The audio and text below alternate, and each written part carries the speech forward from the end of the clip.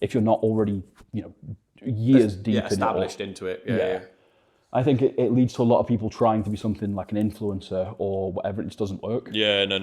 No one wants to be influenced in weightlifting. Like, there's already enough noise. Yeah, there's loads too much. What I do with Praetor is relatively small. I've tried not to put too much pressure on it over the last couple of years because I've been busy with work stuff. I've changed jobs twice, so there's been a lot going on. But now that I'm settled, I'm able to take it more seriously. And I think my approach to it is fundamentally different from how it normally goes. Yeah.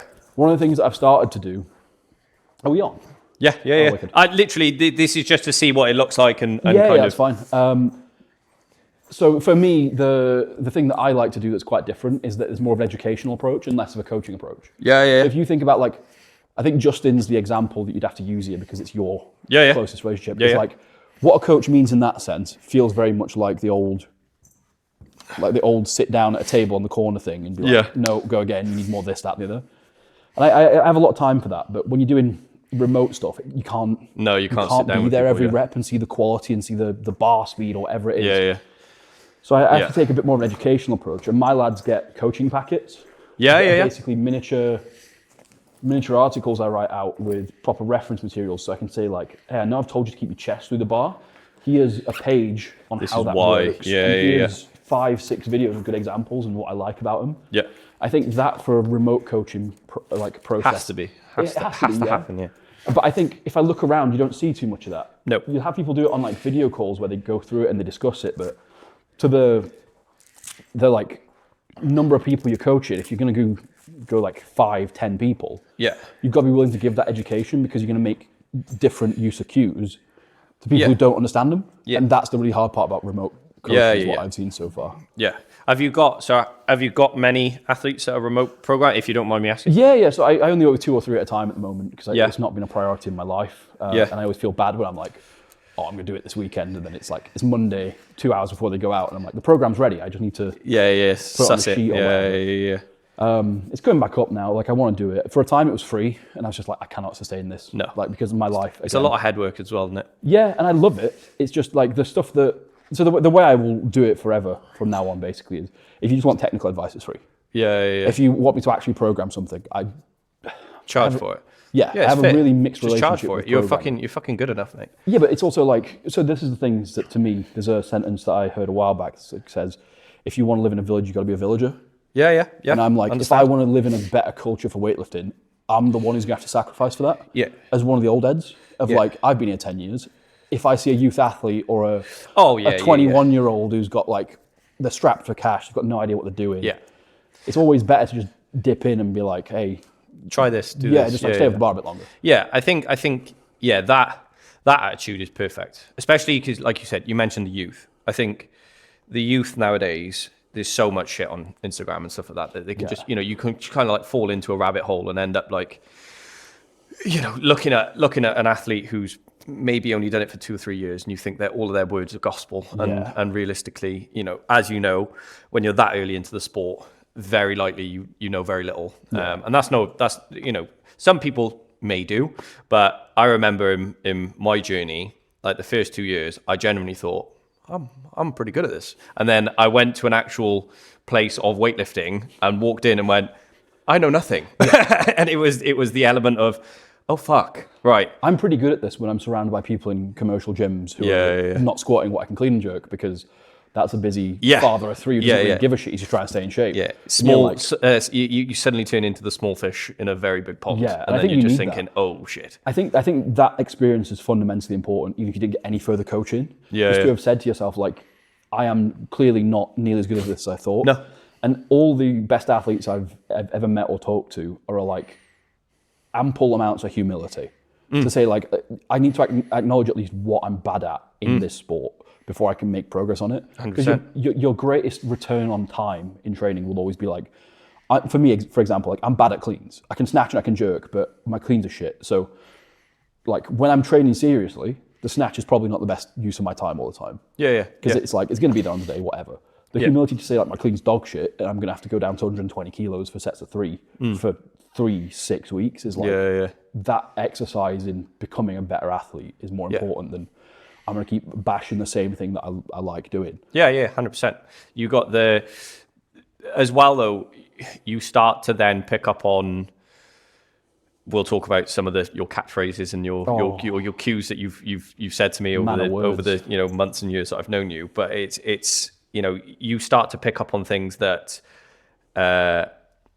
you wouldn't have picked up on if you hadn't have sacrificed that time and gone, right, I'm going to go backwards. I'm going to go and do the dog shit thing, or in your words, dog shit thing. And suddenly you kind of go, right, I'm going to work on trying to change this, or ask someone to help me change it. And then all of a sudden you have a different approach towards other people's problems. Yeah. So when someone comes to you and says they have a similar problem to you, like when you sent me your cleans, we had a conversation before this, but when I kind of looked at it, I was like, oh, there's lots of similarities to actually my cleans. So then I could go, okay, I know what he feels like because I do that, or I've done that. And you just have a different appreciation then for the new athlete who's like, mind blown by everything that's going on in front of them. But that I think is like the reward for coaching a lot of times, watching that click in training. Yeah. I've had a lot of boys who've come to me because I primarily coach males. It's always been a little bit rough around the edges, so it's like not a HR nightmare to tell bloke he's being a soft cock. But I think it's usually the case that you see someone experience that and realize in real time over the course of maybe like the next session that if you do stay over the bar, it's easy to get it behind your head on good foot balance.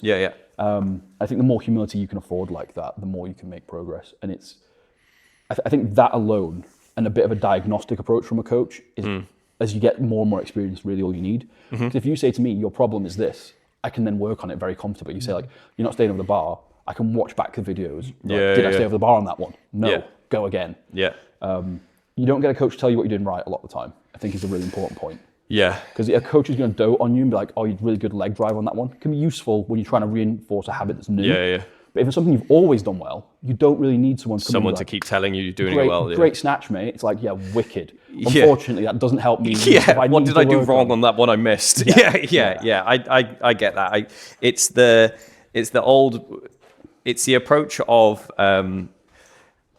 when like an athlete is doing something well with me, it'll be kind of very little talk and just a thumbs up across the room of appreciation of you did that well. And then when something goes wrong, it's like, right, okay, do I step in now and fix it, or do I let them try and fix it themselves? And then I'll go, okay, they're not fixing it themselves, time to step in. You kind of have to then approach it differently, but you have that element of exactly how you said.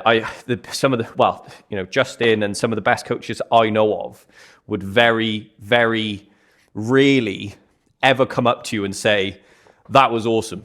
Usually it would just be like a nod of the head or, that's it. And that was enough for most people to go, fucking hell. I did well then. But you can almost get then too many signals, like too many, especially during a single session. If 1 minute you're like, oh, that was amazing, and then the next they miss, and you're like, oh no, you're like ingraining like emotional volatility at that point. So the thing is, I think that's one of the benefits that I really miss from in-person coaching. Being able to sit there and say like rep to rep, how's it looking? Whereas with the remote stuff, it's very rare that you are on hand at the time they're actually lifting. No, exactly. So for me, it's like I can give you a few cues to work on today. For the next one. But I'm going to have to front load you 2 hours of training's worth of cues for each lift. And then you're going to have to go back and be an athlete to mix that with your technical model and come back to it. And I suppose it goes down to then how much the athlete really wants it.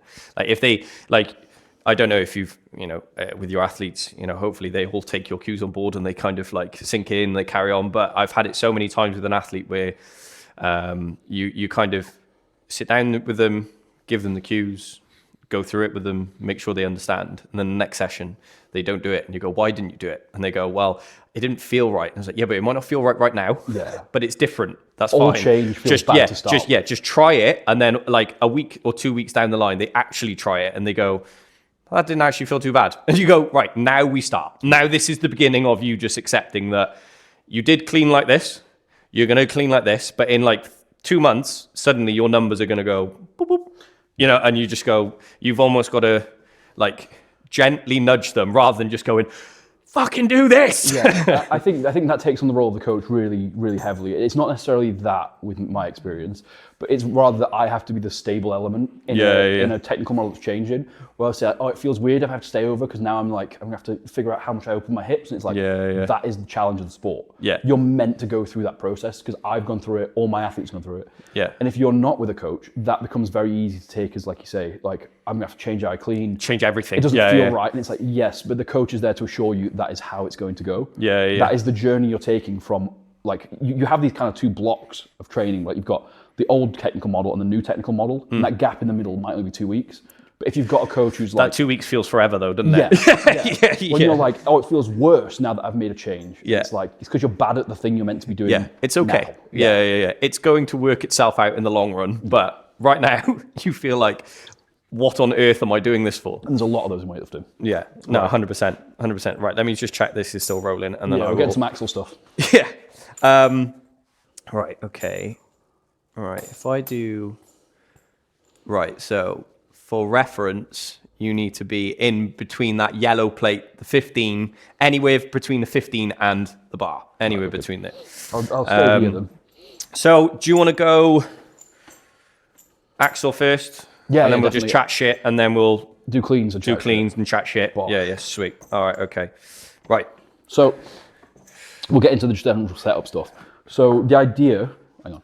Give you a clean cut. Yeah. Let me. I'm gonna introduce you into the because that was like preamble. Yeah. We will mold that in because that's great chat.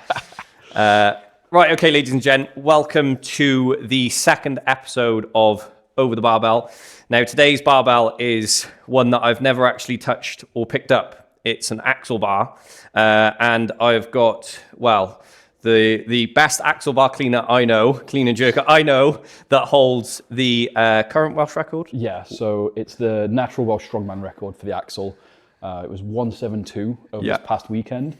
I'm not sure what that looks like relative to the unnatural Welsh axle. But someone told me it was 171, so I had to do 172. Right, okay, so you kiloed someone to... Theoretically, yeah. I think the person I kiloed could probably do a lot more. Right, okay. They're, probably 6'8" and 400 pounds lean. But For now, the current... Well, you are definitely the strongest axle bar clean and jerker that I know. Yeah. So hats off to you. One of one. So we're basically going to go through everything. Like I said, I've never picked this bar up.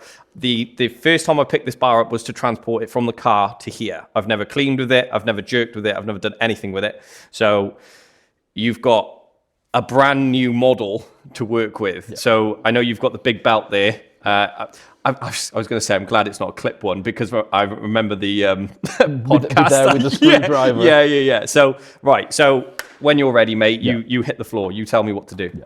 So the basic idea that you can have with the belt clean, is that with the axle, it's really hard to hold on to. That's like the first place. Is it's fatter. This one doesn't have any knurling on, and the variability you get in strongman between bars is way greater than weightlifting. Right. Like okay. You might say, oh, I've got a training bar at home. It's a little bit soft, and then you go to a competition, you've got hard knurling. In strongman, you turn up on the day and you lift on what you lift on. Is my first learning experience. Okay, that's cool. So the reason you do it the way you do is you put it onto the belt because you've got to mix grip it. Right. Okay. So I've got to go there, up. I've seen you, and then kind of. Right. Okay. So yeah. If you think about it as like a clean and a jerk, rather than two movements. Yeah. You go from the floor up, done. Yeah. Floor to belt, belt to shoulders, shoulders to overhead. Right. And they're relatively flexible on how you get it overhead from the shoulders. So I do the split jerk. A lot of old school, untested strong men will say that would count. They're very like push press everything. Press everything, right. But I'm not push pressing 172, just in case anyone was curious. Yeah. So the belt basically should never be tight enough to give you like a proper brace. What we're going to do is... so it needs to be kind of a platform to... Yeah. I see. Give you a bit of context. When I put it on, I want to have... I'm wearing a jumper right now, so it's going to be a little bit wider than normal. But the idea is I put it on. That is the idea. I don't think I've ever used this hole before. Yeah. You put it on, give yourself a little bit of space. You can probably put a hand in, and it should be relatively tight once you do. Okay. Because you don't want it to go too far once you've got the axle on it. So you don't want it to slide it down. Yeah. Right. You want to angle it down, so you get a little platform, right? And then what we're going to do is we're going to bring it up so it's on there. Yeah. From there, we're going to switch our hands over Yeah. Now that can be difficult, especially early on, because it's going to be like, you've got to be fast. It's a turnover in itself, right? Yeah. Then from there, we're going to reset, get our bearings, and we're going to do it effectively like the top half of a hip clean, maybe. Yeah. But I even get you. higher So up. from there, Yep. there, and right. And then from there, I would recommend jerking it as normal. It's going to feel a bit different, so obviously we're going to start nice and light. Get familiarity with it. The hard part of the axle that you're not going to be familiar with is the fact that the central balance is like way further forwards than you used to. Okay. Even the small extra diameter makes that feel a lot when you're on your shoulders. Right. So you're basically going to have to jerk through some exaggerated cues of like chest through the bar, keeping it back, big core stuff. Okay. So try this on. Sweet. Try this on and see how it feels. This is the fucking biggest belt I think I've ever seen. Yeah, I didn't have strange enough, I didn't have an extra medium. Yeah. So that would be classed as maybe too tight, would it? You should be able to fit your normal belt underneath it, I think is a rough rule of thumb. Right, okay. Because I'll use a soft belt so I don't rip my skin off. Right, so that's maybe enough of a platform. Be fine for now, we can try it, see how it goes. Sweet. I do want you to just kind of take an attempt with it, just to get a feeling for it. So what we're gonna do is we're gonna go in, as if it's a normal clean, you wanna grab it, like mixed grips, same position at the shin. Right. So you don't want to start off the floor. So I'm kind of here. Yep. Set your back as if you would in a clean. We're just going to take it slow. Imagine you're doing a pause clean, right? You're going to come up above the knee. Yeah. So I'm going and then there. You're going to come up. But when you hit it, you don't need your feet to come off the floor. You do it like a no foot. Right, okay. And you're going to row it to the belt. Yeah. Now, one thing you really need to do here to keep it nice and stable is push your hips in. You are a little bit, because of the extra distance that the bar gives you from your center of gravity, you have to keep your hips in so that it's stable for you to move your left hand over the top. Yeah. And we're keeping our elbows back, keeping our core tight. From there, we're going to do it like a hip clean, power clean, keeping it nice and tight. Try not to, there we go. Yeah. Right. From there, you have to give yourself a double chin every time, and then you're going to do a jerk like normal. It's not too bad, right? Yeah. Yeah, but it's... With no weight on the bar. With it, woo! How does it feel here? It's the whole... Just the shift of everything. Like, it's like... Having to hold this position is like the most alien... Because you never get... You kind of don't feel that. It's like, you get here and you're already going under rather than having to be like, oh. Well, and this is one of the things we'll talk about, but that is the difference that I have had with Axel and Strongman specifically so far. Yeah. It's even worse in log because the log's enormous. Yeah. But every time what you are dealing with is a really difficult thing to rebalance. Yeah. In weightlifting, you think like, oh, all my technique needs to lead me towards keeping my midfoot, keeping my full foot balance. That. In Strongman, you're doing the same thing, but the variables are so much more extreme. So the Axel itself, 172 or 172.5 was the record, and my best clean and jerk, not very good, is 175. And the difficulty which is insane, realistically. When you actually put that into perspective, like, I can't imagine, even just having lifted that empty bar, I cannot imagine going, let's chuck 151 on, and let's give it a go of a clean and jerk. Because just having that then, even just having my hand open, not hook gripped, was like, ugh. It will, and this is one of the humbling things I've had about Strongman so far, is that in the transition in, as a weightlifter, you think, I've got technique, I've got speed, I've got power, I'm strong in my legs, I'm strong in my back, whatever. And then you realize that everything you have done is over precise. You've like really engineered yourself for two lifts that have really fine tolerances. And you realize that the moment you get outside of those, you are weak. 10s or 15s? I would start with 10s. There's no shame going. No. I'm genuinely a blank canvas. You can choose whatever weight I lift. Well, I don't think we're... To an extent. Let's not start going like 170s. Yeah, I was going to say, Theo Morgan hit the under 105 world record at 161 last weekend. You sent me, so I need you to hit 162 today. Yeah, great. Yeah, sick. You mentioned there like the differences between weightlifting and your sort of strongman. What has been like the hardest difference for you? Or has there been a hard difference? Because it looks like you've like blended in so well, and you've got to a very thick body weight, if you don't mind me saying. No, mate, so it looks like you've just stepped in and gone, I'm back. Right. It may look like that because I'm only posting the stuff I'm good at. So the thing is that like the stuff that I'll be posting will be the things that I've prepared for this past block. Which are really things that I'm already pretty decent at. Yeah. So axle has the most carryover. It is by far the easiest thing to pick up as a weightlifter going into strongman. Okay. But strongman, unlike weightlifting, you are not given the events until a certain period of time out. This is the main thing that I Kind of like about CrossFit then. to a certain extent, yeah. Yeah. So it can be anything at all. That's cool. There's a really core set of skills that you would expect people to have going into strongman. You're gonna have a push. You're gonna have a press specifically most of the time. Yeah. You're gonna have a deadlift. You're gonna have maybe a stone or a sandbag where you've got this big anterior load. Yeah. It's odd. It's weird to handle. You'll have a carry event, so that's usually farmers or a frame. You might have a yoke, which is it a carry? It's kind of hard to say because you're not holding it. But you're going to have moving events and you have static events. But beyond that, until you get there, until you're like 3 months out, you probably won't know. You don't know. And you enter with the expectation of training a broader generic skill set down to a couple of events. Yeah. So weightlifting's like, I don't remember who it is. There's a same two lifts guy on Instagram. Yes. Yeah. That is genuinely the feeling of weightlifting. What are you doing today? Same two lifts. And a squat and a pull. Yeah. Strongman's variety really defines it at a training level. And then at a competitive level, the stuff that I feel like I'm bad at is in things you never train in weightlifting. I have not done a deadlift for more than like 4 or 5 weeks. What is your deadlift? It's currently a 280 deficit beltless. So that is equal to my best ever. Right. Okay. So you haven't retested to see what you can. No. So it's probably 300 plus. If you would like to think 300 plus. Yeah. I mean, from the floor, it's hard to say right now. I'm going to do a deadlift bar because you got beltless deficit at 280. Yeah. Chuck a belt on, pull it from the floor. I would like to imagine so. Yeah. We'll find out before Christmas, I think. Stay tuned. But yeah, it's things you don't do as a weightlifter that really separate strongman as a training process. So for me, it's like sandbags. My coach, Ben Gillespie, shout out Ben Gillespie. Shout out. Cruff SC on Instagram. Oh yes, I've seen him. Yeah. He just set a world record in the stone. He weighs 90 kilos, did 183 kilo stone over a 48-inch platform. Savage. But what I highlight that for is that it has the exact opposite set of demands from weightlifting. You are in high hip positions at the start. You are hugging this bar. Kind of.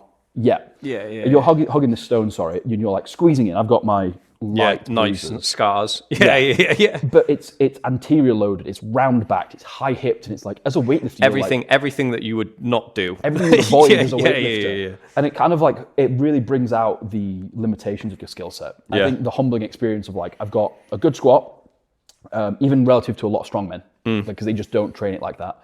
I've got a relatively good push press. I think strong men have really good strict presses, but bad push presses on average. Right.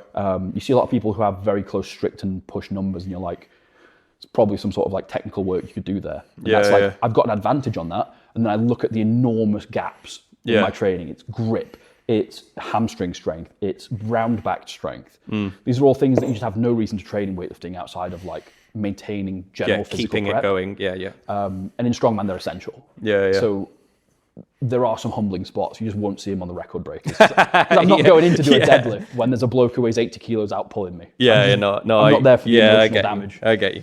Right. So this is for a PB attempt up to the belt. So as they shall be all day. Right. So where the axle, am I contacting my thighs like a clean, you contact it? Yeah. Imagine it as a really bad clean. Right. Because you're allowed to hit and then row. Like that's the idea, and you pull down into your stance. Yeah. So I want to be here though, not standing. From the hips, not just leaning back. Yeah. So there. Swap hand. Beautiful. Reset. Good. Head out the way. Nice. Mate, that clean feels like it's horrible to think I'm aiming for this. Yeah. To go like to have the confidence. How the fuck you did that with 170 kilos to get accurate enough to go, yep, there it is. I think I know that's my second clean ever, but like you might be selling yourself short a little bit. Yeah. But what I would say is that like it's fundamentally the same idea as a normal clean. Yeah. That your foot balance will dictate where you want to be. And it's like you can feel that in your connection to the floor. Yeah. And when you get to here, it's like, oh, I'm still focusing on straight up. Yeah. It's just that once I've cleared it, I'm basically doing a scap retraction. Yeah, like to pop it in. Yeah. Place it, reset. Then Yeah. I mean, the thing is, like I say, I'm not that good at the clean and jerk to start with. Yeah. So getting the 172 off of the 175 is just like, oh, I'm actually just more intuitively able to do this. Mate, it's fucking savage. Already I can tell how fucking savage this bar is. Like, yeah, that's fucking... This is probably a 10 kilo axle as well. Yeah, just to add to the misery of what I'm going through. So you wouldn't go like that? I can't see what you're saying. So you wouldn't go through with your thumb? Oh, I would full grip it. Full grip, right, okay. Right. What I think is that very might useful feel a bit here different. is that you still want to knuckle down and turn your elbows backwards. So... Like externally rotate your shoulders. Yeah. So there, right, okay. Yeah. Oh, move my feet. It's all right. Hips in. Good. Yeah. Yeah. Moving your feet is not going to be a cardinal sin. If you can do it at heavy weights, it's fine. I have found there is no purpose to it because the main thing I'm balancing in that pull is not height. It is very much, am I going to keep myself in the center of gravity with the bar? Yeah. Because again, like if you leave even a moment of like an inch of distance, that's going to be the difference between maybe this just doesn't catch my belt at all. Yeah. And it rolls off. That's immediately in my head. I was thinking when I'm setting up, I'm thinking, is this actually going to hit my belt? Yeah. Or am I going to just fuck it up and miss it completely? No. And this is part of the nuance of putting 1,000 reps down, whatever it is. Yeah. Is that you kind of stop aiming for the belt and you start aiming for this intuitive idea of like where center of balance is, such that like you can get to it where you're not even doing the belt and you'll just... yeah. You know, like you get this like bracing where position. it is, yeah. Because it doesn't really matter too much. Like, you know that you've probably got an inch or like 2 inches of belt space. Yeah. If you aim for the navel and you just wedge in. And like, when you get to maximum weights, it's like hard to pull on. So you know you're not going to over pull it most of the time. Yeah. It's going to come in. You've got to pull it hard anyway. Yeah. The consequences of not pulling it hard are bad. Yeah. The consequence of pulling it too hard is like, oops. Yeah. I'd rather pull it hard and deal with it than completely fuck it. Right. Okay. And the thing I will say is that in strongman, it's not like in weightlifting. So often you're doing it for reps anyway. When you come to a single, which is what I did on the weekend, it's like you have a minute to do it. So if you miss, you get to go again. Oh, okay. That's cool. Sounds Didn't know good. that. Sounds good. No, horrible. Yeah. Because you're doing doubles with 170 inside a minute. So the 172 attempt, my warm-up on that day was shocking. I had like 5 attempts before I got to my competition weight. Okay. So I was feeling rough. And basically by the time I got there, I had my first attempt, 162, smoked it. It's not a weight I worry about anymore. I think I've missed it once on this past program. Right. And then I came to 172 for the first time, missed it twice. First one, clean didn't go. Pardon me. Second one, got it to the shoulders, and by that point I was just gassed. Just fragged, yeah. So missed my jerk, which is, for me, completely unheard of on both clean and jerk. Your jerk and is flames. axle. Yeah. So you're like, oh, I've got a minute to do it again, but there's part of me that says like, I probably shouldn't have. Probably should have chilled out. Probably should have just stopped. Yeah. Like the fact that you can doesn't mean you should. Yeah. Save a bit of fucking energy for the next one. Yeah. The thing I will say for the axle as well is that by the end of this session, you will find that like parts of your back that have never gotten that tired. Just fragged. Yeah. Your QL, I think in particular, are going to feel quite battered because you're doing a lot of rounded loading, which is again very strange. Have a hot bath afterwards. Yeah. This is just coming off of a like max deadlift as well. So this is good. Perfect. This is the strongman transition. Is what perfect. It is. Right. So same as normal. Same as normal. Same as the last 2 lifts you've done. It's not that far from the clean. You'll be fine. Right, if I go wide with my feet, then I won't move my feet. There you go. Hand over. Yep. Finish up. Yes. Up through it.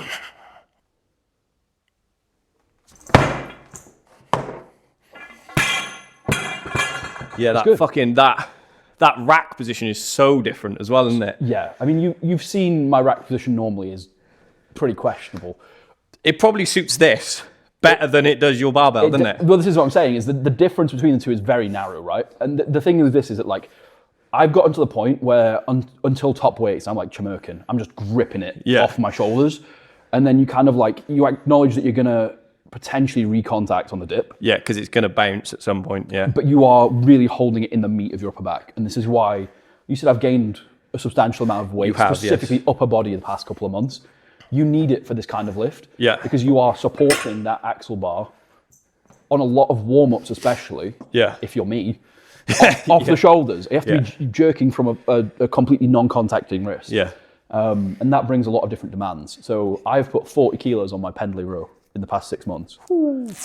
What is your pendlay row? I did 130 for 6 recently, and then I did 4 that were just cheating. Yeah, but that's rip. Yeah, grunt work. bro split. I got my Bugenhagen reps in. I just started booging out. What does he call it? Horse cocking. Yeah. Horse cockery lifts. Right, and strongman needs that. Strongman has really beaten out of me the idea that you can do it perfect. Perfect, yeah. Because in weightlifting, you're watching the Chinese lifters, the Russian lifters, people who've been doing it for 20 years. Yeah. On a bar that they know perfectly well. They've done 1 million reps of this. Yeah. In strongman, it's like, if you can make it happen at all, do it. Yeah. And I think if it presses out, if it's a fucking step, if it's this or that, just lift the thing. Yeah. You're not going to be working on the same equipment again most of the time. It is what it is. The variety of the sport, I think, is one of the big appeals to me, is that you are not over-optimizing. You are actually strong by the time you get to a good level. To the thing. Yeah. You can't have left anything out. No. You can't do a yoke carry if you haven't got strong hips and core. No.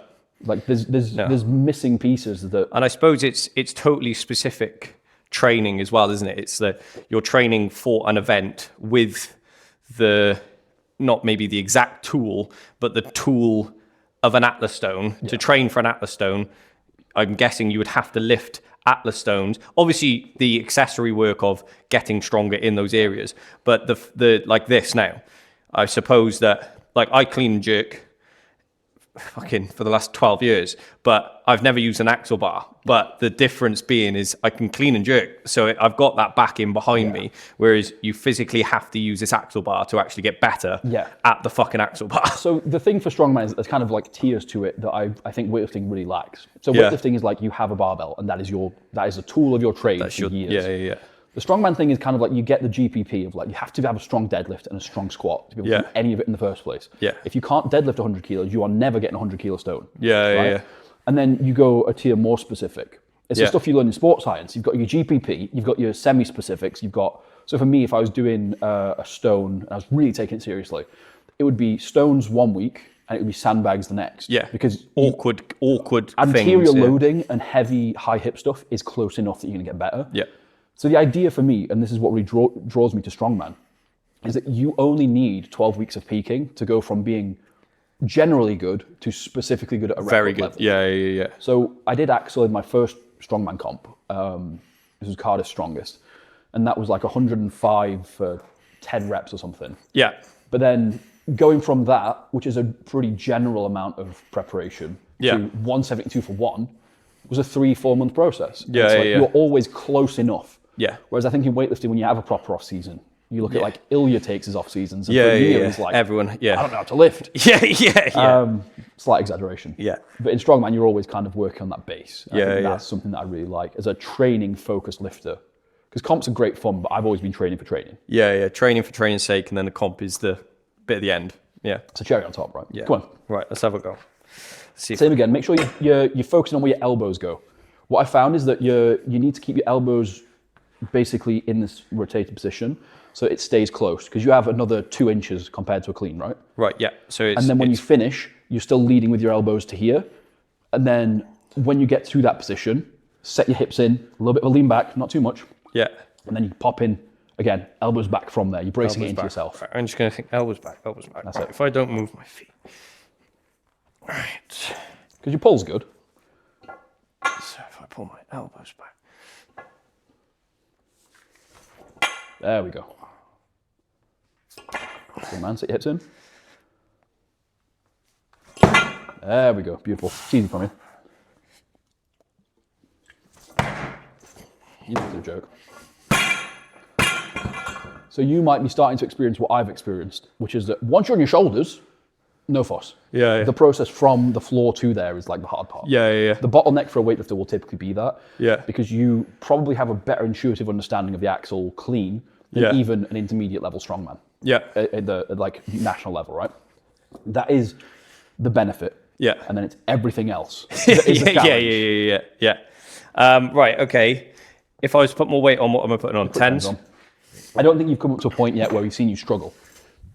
Which is unfortunate because we've got to get there. So you go, right, so talk about your weightlifting. So your background in weightlifting, where did that come from? Where did that start? Like when a young Liam started weightlifting, what was the thought process behind it? Was it derived from anyone or anything? Was it like created by watching YouTube videos or CrossFit like others and stuff like that? Or was it just you stumbled across it? What was it? So for me, weightlifting was my first sport. I have no sporting background. I was playing... This is something I wanted to ask you. Nothing. Right, Nothing. okay. That's interesting. I was playing isometric RPGs and eating pot noodles and mini rolls. Like that was me until I went to university. And then between first and second year of university, I'd started like really getting interested in like, I have a philosophy degree, so I had like an artsy-fartsy idea of like what I was doing. I was like, I am completely lacking in physical training. Right. And like as a man coming into the world now at that time of like 18, 19, I was like, I can't have that. Yeah, I need to do something. I've got to do something, right? And then it was just like, I started training with weights because I don't like running. I was like, I can't afford to be like eating as much as I want to eat and not doing any training. Yeah. So I started with like barbells at my local gym in workshop, carpeted floor, couldn't do like most free lifts, right? Yeah. In the Smith machine for a while. I just took to squatting. Yeah. I really took to squatting. I was like, nobody's doing this, but it's clearly very good. Yeah. Like something you should be doing. If you look at it, it's like that's 65% of your muscle mass. Yeah. Overall is worked by squatting, something like that. And for me, that was just like, I started a little bit with like, oh, well, so powerlifting, right? Like they squat on bench and deadlift. I don't like benching. No. And I was really bad at deadlifting for a long time. So I was just like, this doesn't feel like the right fit. I don't get like the training thing I want out of this. Mm-hmm. And then I think I'd watched like the 2013 European champs somehow. Mm-hmm. It was Malagov versus Markov. Absolute classic of the genre. Okay. So for anyone that doesn't know, get to know, watch some of these clips that he's probably going to mention. If you are a weightlifting sort of up and comer or even a weightlifting nerd, he probably knows more than you. So I've been around a while. Yeah. So it's a case of if you don't know the names, get to know them because they are some of the best weightlifting battles and some of the creme de la creme of the whole way it was filmed, I think was just phenomenal. I think that was the golden era of weightlifting. Yeah. And I think we have lived through the second golden era. Like, if you're in the 70s and 80s, you watch the best lifts of all time. Yeah. Fair enough. I didn't get that. But coming up at the time I did, I was blessed with the 2010s as my inspiration. And guys like Adam Malagov, I will point to time and time again as being like instances of a technique that most people can try and replicate. Because I think a lot of the problem, and there are two problems I really want to bring up. First of all, don't just watch comp lifts. No. Like, these are people at the absolute breaking point of their technique. This guy's trying to go for a PB at like 183 kilo snatch. Yeah. It's probably not what his training looks like. Yeah. And then, if he takes a step or he's like chasing after this, so what? Like, I dissuade people from taking steps in training if they can. It's always a bad outcome compared to a good make. I'd kind of say like if you're taking steps at 70% or 80%, then it's like a concentration issue or get switched on. Let's sort this. But if you take a step with 100% or 105% and you make a PB and then you turn to me and go, "But I took a step," we'll probably end up having a fight. Because it's like you've just PB'd, celebrate your PB'd, move on. Yeah. Take a step back and sit down. 103%. Once it's on the bar, you make it however you make it. It is what it is. I think there's something really different between 90% having to like duck walk it out versus 105. Yeah. At that point, you're like, once it's on the bar, your commitment is to make the lift. Yeah. Put yourself in those positions and not hope for the best, but it does come down to as well where you are literally, like you said, at your breaking point of it could be a millimeter away from yes or no. And it's like, do what you fucking can to get that millimeter. The tolerances at 100% are like 50 times tighter than they are at 90%. It's logarithmic scaling. It's like, I've mentioned it as old school RuneScape before as well. The difference between 90 and like 1% and 90% is as much the difference between 90 and 100% in a lot of cases. So do not base your estimation of how you should move on someone's comp lifts. No. Unless it's their opener. Maybe that's fine. But then the second one that I think is really important as well is pick someone as a technical inspiration who has a relatively normal set of proportions or proportions that you have. Hallelujah. Amen. Don't go fucking trying to squat jerk if you're 6'8" with the longest legs in the world and the shortest body in the world. Yeah. Let's just Pick watch someone who looks like you to work with. Honestly, I've said this so many fucking times. Yeah. And you see the opposite because there's like trends in weightlifting. Like China has been very dominant for the past 10 years. But at the same time, who doesn't want to squat jerk? Who does? It's made up. It's a sexy lift, but the room for error is like 0.1%. Like split jerk and walk the fucker out. Even if you think about the best Chinese lifters, I still think of Lao Hui. Yeah, he split jerked. It's good enough for him. It's good enough for you. Yeah. But like, don't pick a guy like Chan Tao, who is clearly like one of the longest backs in weightlifting. You are not going to get a lot from trying to emulate that. No. But if you pick, we're in Britain, so like on average, the distribution of limb lengths and body types and stuff is more closely related to like a Polish lifter. A European. Yeah. Russian, ideally a Polish. Northern or Western European lifter who's going to have the same limb lengths as you. Yeah. Or if you're freakishly long or freakishly short, that's fine. Yeah. But for the majority of people coming into weightlifting, it's like, look at the training lifts of the Polish team, of the Russian team, guys who are doing like things that we know works at a systemic level. Yeah. Not guys like Carlos Nassar who are absolute outliers. Yeah. You have picked the most outlier you can think of. The freakish amount of like errors in a lift while still breaking a world record because it's his way, it's his lift. It's very similar. Exactly what you're saying. I like that is preach. It's when you see a guy who's like, who are your favorite lifters? Carlos Nassar, Lu Xiaojun, and Shi Jiong. And I'm like, you are not going to learn for the next 10 years. Yeah, you ain't going to lift anything like them. You don't look like any of them. No. And you're like 6'4" and you have a 7-foot arm span. Yeah. You should be looking at Bogdan Hoser. You should be looking at Alexei Lovchev. Yeah. You know? Take some of the big lads. Get in with the big lads and lift with the big lads. You should always get in with the big lads. Yeah, exactly. Go on. Right, so I'll just pull my elbows in and away I go. Yep, look good last time, mate. Lead with your elbows. Right. When I jerk, can I jerk with an open palm? And you can do. I would, from a safety perspective, try and avoid that. Right, okay. I don't think you get any benefit for the risk. Right, got you. Right, pull my elbows in. That's it.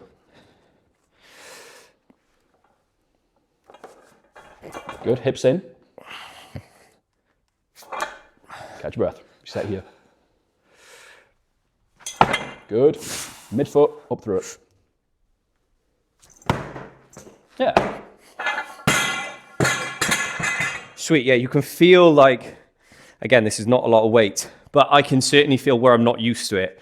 With a weight pressing down here, my body is like, what is happening? Yeah. Like, how do I even compensate? Yeah, like my body is going, do I lean back? Do I squeeze my ass?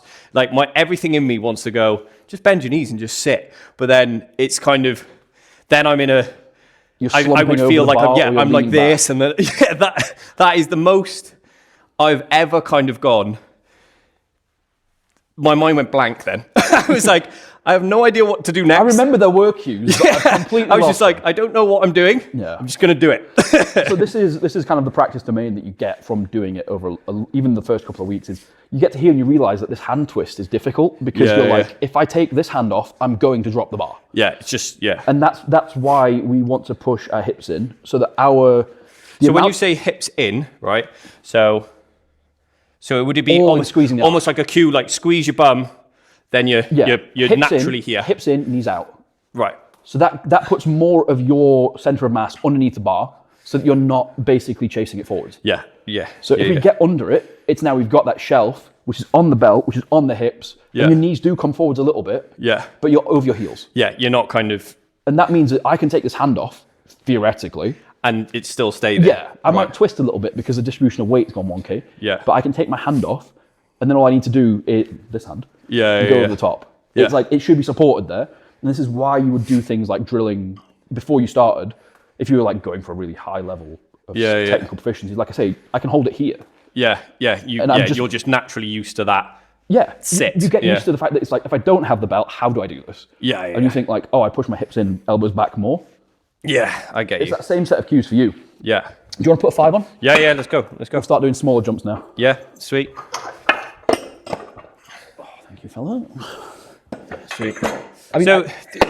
We touched on then, which I've genuinely, before this chat, I was literally, sometimes I'm quite a big thinker, and I used to be very much an overthinker, but now I think about things and it'll just pop into my head in the most random times. Like I'll be going to sleep and I'll just start thinking about weightlifting or work or something.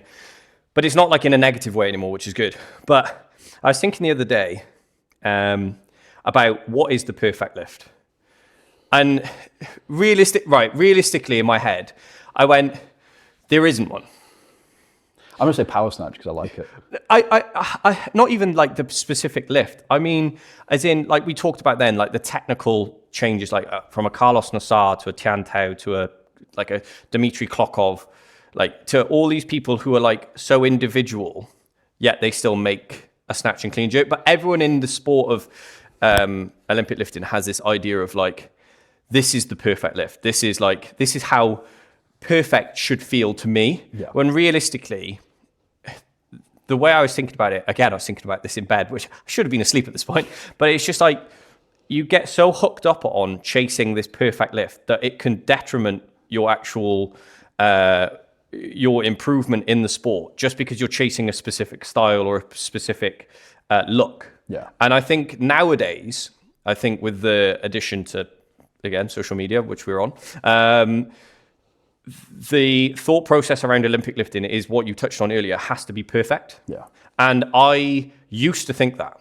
I used to think that it was like, if I took a step, you're a dick. If you miss a lift, you're a dick. If you don't do this perfectly or that perfectly, you're also a dick. Now I'm at a stage in my career where you're 30?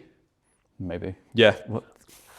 Allegedly, do not remind me. Allegedly, we're both 30. So allegedly, we've been doing it for over 10 years. So I'm at a stage in my career now where I'm like, I just want to snatch the most weight I can, and just clean and jerk the most weight I can, and squat the most weight I can, and just get to a stage where I'm just at a peak of some sort, and I can look back at my lifting career and go, you did it. Yeah. You said you were going to do this. You did it, whatever number that is.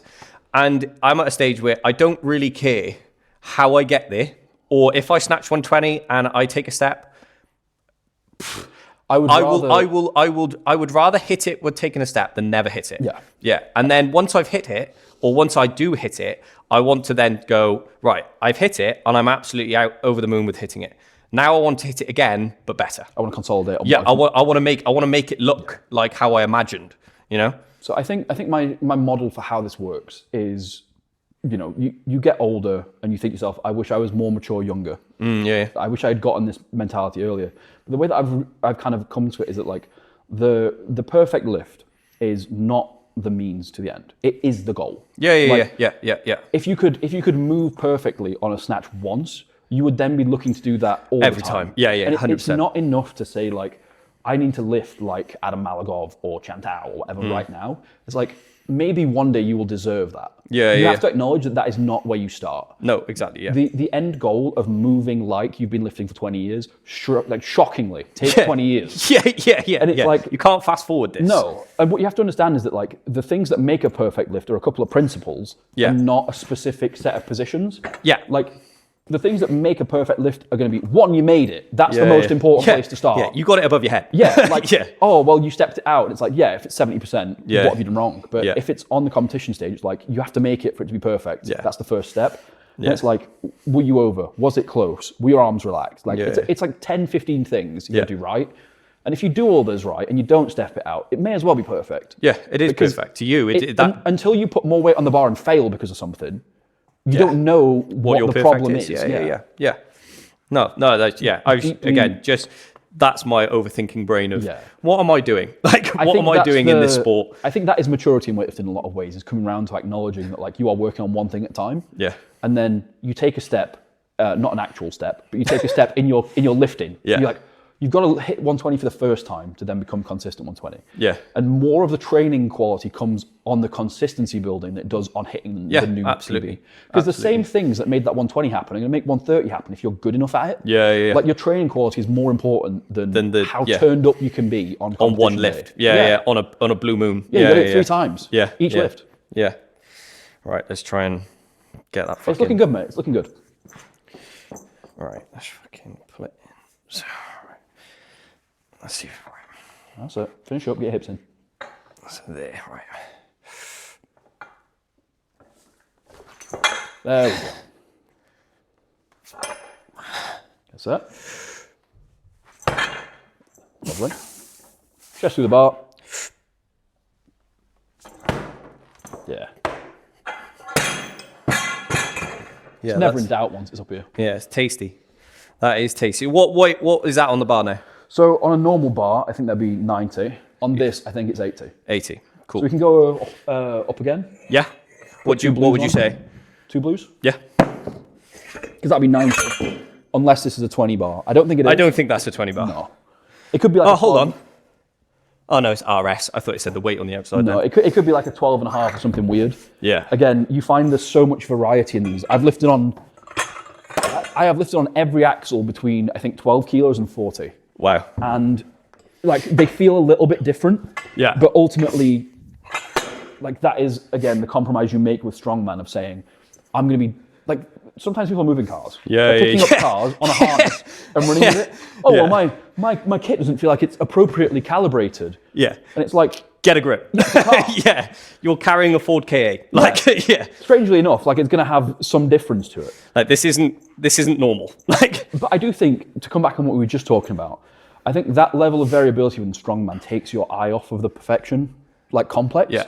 Like, well, I have to get my axle perfect. And it's like, I took a step on 72 at this competition because I didn't walk properly. Yeah. And it's like... And the fact that it's fucking 172 kilos. No, because I did 70 without stepping it. Yeah, to be fair. Yeah. It's just like... But the thing is that when you're doing that and you acknowledge that you can have different outcomes, kit conditions as well as everything else, you start saying like, oh, well, as long as it's heavier than last time.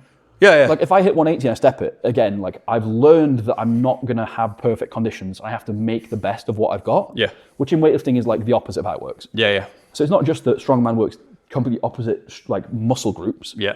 It's that your attitude towards it has to be scrappy. Yeah. Whereas in weightlifting, it's almost a fight. Yeah. It's a fight. Whereas weightlifting is almost clinical. Weightlifting is like a dance, and you almost have to play the game of inches, whereas strongman's more.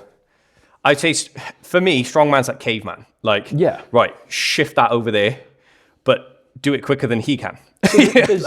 There's two kind of mentalities towards it. And I think that is perhaps the living stereotype of strongman. Like I'm not saying that it's I personally love it. Yeah. I fucking love the grittiness of it. I agree, like that is what I like about it. But I'm coming to that from a weightlifter's perspective. Yeah. Where my normal is so far through the end of the scale. Yeah. Coming to it and being like, I need to be less of a perfectionist, and it's like I need to be more of a caveman because you actually have to be strong to move things. You kind of come around to that point where you see people who are like too much into that, who are like too caveman and need some finesse. Where it's like, oh, a push balance. press. Yeah. Balance. But you see that you're moving towards that ideal from the other side, which in weightlifting is like, there's no one who's too precise in weightlifting. No. But there are people whose standards aren't high enough. Whereas in strongman, it's like, your standards can be too high. I think this is again something that I've thought about, and I'd be interested to get your opinion. So, like, I find there's certain people in weightlifting, and this isn't a bad thing. Like, there's certain people in weightlifting that are so perfect, but they get to a point and then there's nothing. Yeah. Where there are some people who are imperfect, but that can fucking grind through. Like, one of my favorite lifters to watch is Antropov. Like, he moves so precisely that it is just like a forklift. It's just like boop, done, boop, and everyone has a specific rhythm, specific timing. There's like Ilya Ilin, so you would watch him clean, stand up. There would almost every time be a oscillation, jerk. Yeah. Oscillation, jerk. Yeah. But it's like when they get out of that, there's very few times that I've actually watched someone that has that then makes it. What's the this 73? Not Rapmat, his competitor. I have not watched weightlifting since 2022. I'll have to, fuck me, that's going to do my head in. He's incredible. Is this the lad who broke the world record recently? Not Abdo, no. He competes against them, and not the Egyptian. Indonesian bloke? Ritsky. Yes, yeah. So you watch him clean. He cleans in one breath, stands it up, and in the same breath, jerks. Yeah. And very rarely have I ever seen him clean it, then wobble and have to take that breath out, then breath in and make the lift. I've only seen him a couple of times. So he's got like his system, and if it goes wrong... If it goes tits up, it's like game. But then when you see some people who are just like ballsy that just, right, they have a system, but when it goes outside of that system, they've still got it. And I think, like, where you say, like, too precise, I think it's not so much being precise, but I think it's a real art of having that almost caveman mentality of, like, yes, this wasn't the perfect clean. I'm here anyway. Yes, I'm standing here now and my fucking head is exploding, but I'm just going to go, it is what it is, and my system is now flawed, but I'm still going to make the jerk. Yeah, and it's the resilience to have that and get back on track, I think is the thing. And that applies on the competition lift as much as it applies in training. Like, I've had a shit day, I've missed my top set. It's like, you've still got squats, pulls, presses, rows. Like, you've got 4 things forget about really well. Yeah, forget about it. Forget about the shit. I think this is another place where I found a lot of reward from Strongman is like, oh, well, one event's gone badly today, but I've got 4 more. Yeah. So at worst, I'm doing badly on 20%. Yeah. Whereas in weightlifting, it's like, I have missed 2 snatches. I have shat my day. I've got one left. I'm not, no, like, you make your open and you miss 2, right? Oh, yeah. Devastating experience. You sit there afterwards preparing for clean jerk, like, fuck's sake. Yeah, what's the point? It's already not a PB total. What am I doing here? Yeah. And it's like, that is a resilience you need on the day. Like, I think with the discussion of the Welsh with Meg, like, you need to switch back on because your resilience for the rest of the comp. Game on. Yeah, forget about it. Your PB clean and jerk is still open. The medals are still open. Like, if you get too invested, you have overextended on one goal, shat the pan full, and now it's like you've ruined the day for yourself. Yeah. No one else is going to be able to take that responsibility off you. No, and the thing is as well, you like you say, you shit yourself, you shoot yourself in the foot, then you leave there and you only have regrets about how you handled it. You don't have regrets about trying. If you suddenly can, like in her case, she switched it on and she made her next 2 clean and jerks and then she comes second. And it's like, well, okay, you were only 1 snatch away from coming first. So then you look back at the comp and have a totally different perspective of, well, I got myself out of a hole. I managed to come back. I got a silver in one of the most competitive Welsh seniors groups there is. And now I'm going into the new year going, I didn't bomb. I didn't shit myself, and now I'm going into a new block of training. And I think the mistake we make is then looking back at it with the expected after the fact outcome before it happens. Of like, well, I made 1 of 3 snatches, so it's going to be like, oh, I'm going to make 1 of 3 clean and jerks, or I'm going to like. It's like, no, there's still a lot to play for there. Yeah. And it's the same resilience of training quality and competition mindset that like smooth over from one to the next. Well, it's literally I'll say to people, like, if you make the best clean in the world, stop thinking about the clean. You've still got a jerk to do. Yeah. If you make the worst clean in the world, forget about it because you've still got a jerk to do. And I've seen so many people smoke a clean and miss a jerk because they're like, basically like, oh wow, that was amazing. And then I've also seen people who have made the ugliest looking clean, but then absolutely smoke the jerk because they're just like, next job, it is what it is, bang. And it's the same, like you said, that mentality of because the one's gone bad, the other's going to go bad. With Meg, it was like, if you make this next lift, you're third. Yeah. If you make the next lift, you're second, possibly first. Yeah. And it's like, once you wake that up, it's like, oh shit, I've only got to make 1 lift. You only have control of the next lift. I think that is the important part is like, the past 2 have already been missed. Are you going to make the next one about it? Because the thing is that whether you meet with victory or failure, the correct response is still to have another good attempt, another good day, another good training week. Like, just have a go. Yeah. Right, let's see if I can. We agree on so many things. Yeah. Makes a great podcast. Go on then. Right, so pull it in, lean back, change your hand. That bit now, that's starting to get tricky. And this is why I say, don't lean back specifically, put your hips in. You will lean back as a result, but it has to come from the hips, not the shoulders. The same way a second pull in weightlifting doesn't come from bringing the shoulders back. It's from pushing the hips in. Yeah, got you. Okay, right, let's see.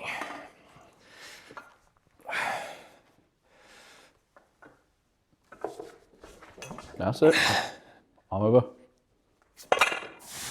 You can reset here the last time you can. Good man. Get set. It's okay. Resilience. Up to it. Oh. Yeah. This is where you want to be. So that grip, man, to jerk is fucking like. That's why I asked. Can you do that? Because it just feels like. Yeah. Where is this going to fucking go? Yeah, and this is where we get to the point of like now starting to see the difference in terms of movement. Yeah. Is that the balance is so much harder to navigate. Yeah. Because like clean and jerking, the balance is like, it's always difficult because you're going so high on your relative strength, right? Yeah. You've got a 200 kilo front squat, you go to a 170 clean and jerk, you're like, that's not a small amount of weight. Yeah, I've got to no. be on my P's and Q's. Yeah. But then with this, it's like that hits you 30, 40 kilos earlier. Yeah. So for me, like 172 is the max that I've done so far. I think there's a little bit in tank. But yeah, definitely. when I come to 150, I'm like, right, let's be a bit more serious. Yeah. Because like you saw here, the turnover is negotiating foot position against a weight that is already out of place. Yeah. So when you get to here and you're like, oh, I've got to turn it over, you need to then be like, how am I going to do this in a way where I'm not going to create any additional space? Yeah. Literally, like you're saying it, and this is exactly what I'm thinking. Because it feels everything in my turnover from here, I understand. It's no problem until you get to here, right? I'm like, if it's here, I know exactly where I get to with my foot pressure. I know what point I'm going to start pulling myself into the bar and where my elbows come round. Because it's here and my elbows are already here, I'm thinking, do I pull more? Do I jump? Do I row it? It's like my head is going, oh, no. So there's a set of cues that you'd pick up from some weightlifting, like in snatch especially. You know, you've been doing a bit of no foot recently. Yeah. This is why I make that comparison. Yeah. Because the idea is that you float the bar just long enough that you're pulling back into your heels. It's like, if I was to do a no foot snatch, I would get to my point of extension. And then boom, down. And my next focus is using the inertia of the bar and my lower body to pull back into my stance. It'd be... And it's that snappiness of pulling down that you still need to use here to get it to the belt. Yeah. Because what you need to do is that there are basically two things to balance here. Yeah. One is how fast can I then pull myself back under? Yeah. Because you have to negotiate height. You don't get a choice. Yeah. But the second is how can I do that without losing my balance? Yeah. Because again, like you saw, that is still the main thing. The balance is still in a 1 to 2 inch kind of window. So it's up and then we're pulling back in through the midfoot. Same as weightlifting in a lot of ways. And this is why the axle comes to me a lot more natural than the others. Yeah. Sweet. So that on there is... I want to say it's like 92. 92. Right. Should we just put 100 on and just say... We put 102 on or whatever it ends up being. Yeah. Put the 5s on. Yeah, put the 5 on. I think there's a pretty good case that you could go to like 120 if you wanted to. But it's whether or not you're going to get anything from that. No, I think if I can hit 100, I'll be like, yeah, I've ticked something. I've done a 100 kilo axle. Yeah. That would be a cool like. I'm gonna pop to the toilet. Yeah, carry on, bro. Yeah. So you good to take the last one? Yeah, man. Yeah, fuck it, we're in it now. Fully committed. I'm revved right up. Purpose, intent. Yeah. What else? Who can say? We're fucking in it. Purpose, intent, axle. Right, so elbows in. Change the grip. Feel like normal, just make sure you're keeping your centre of balance nice and close. Okay. All right, then, motherfucker. Same as last time. Let's fucking go. All right. All right, pull your elbows in, boy. That's it. Get set. Finish up. That's better. Get reset. All the way up.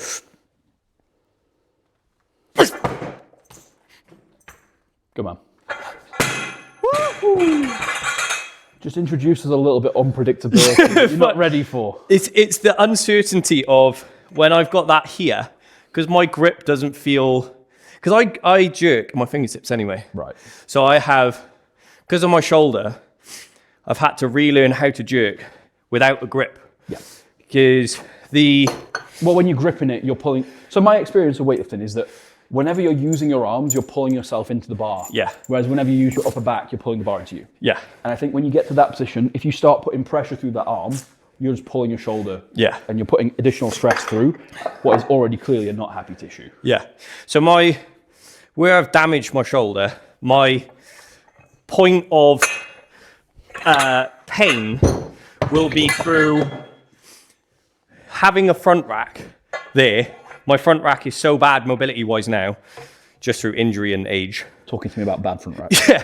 So I'm here, and even just holding that with no bar, I can feel, okay, there's something in there that doesn't like it. So as soon as there's like any kind of pressure, it's horrible. So I have to then jerk here, which is kind of working at the moment. Yeah. And I'm getting away with it. But having that is the total opposite. It feels like it's in my fingertips, but it also feels like it's in my palm. Yeah. It's because it's so wide. I'm like, this feels totally fucking alien. Yeah. And I don't know whether I'm just going to go and it's going to fucking fall out of my hands. That was crazy. It's never quite as bad like that as you think it's going to be. Yeah. Like, that is one of the things that you get used to, of just like, the weight is roughly over my body. Yeah. And I'm going to use my body to jerk it. Yeah. I've never really thought about my hands in the jerk. Yeah. It's never been something I thought. It's like, my mobility's never been good enough to full grip, so I never thought about it. It's like, as long as I'm driving my body through the bar, Yeah. and I know I can then lead with my elbows, Yeah. the bar's going to be somewhere above my elbow. Yeah, yeah, it is means what that it all I yeah. have to do is go from there, even with the grip, whatever it is. Yeah. And as It's long as already I'm stepping in, Yeah, yeah. it's not too bad. You're in line. Yeah. Sweet. So yeah, well, that was my first and probably last attempt at an axle bar. I don't know what was actually on the bar. Maybe Good like showing of yourself. 100 kilos, maybe. Could be 90 kilos, could be 100, 102. Who knows? But it was something. It had two 20s and a 5. It couldn't have been 90 kilos. Yeah, so yeah. Unless the bar was literally 0. So we're happy with that, but thank you, mate. Oh, mate, always. We'll get on the stones next. Yeah, fucking